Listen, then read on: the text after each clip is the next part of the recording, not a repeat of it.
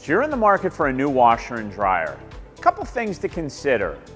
Do you want a top load washer or a front load?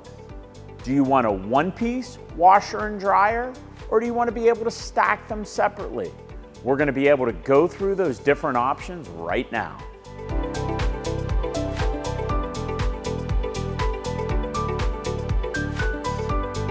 This is a top load machine. We load our clothes from the top. It comes with or without an agitator. If we get it without an agitator, we get a little bit more cubic footage, but our agitators do tend to clean better.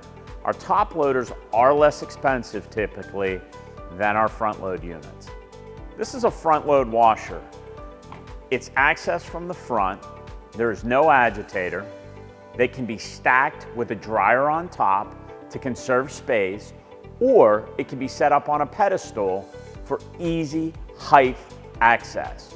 The last category of washers and dryers we have are the stacked units as one piece. This is a front loader that loads from the front. We also have the top loader option. When making your final decision on your laundry purchase, there's a couple features you're going to want to look out for. One, steam in the washer and dryer. It is great for washing to get stains out. It's great in the dryer to help relax wrinkles.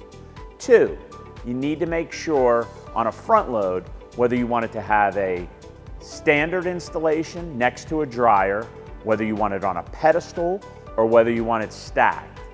And last, always make sure on the fuel type on your dryer, whether it's gas or electric. Thank you for watching.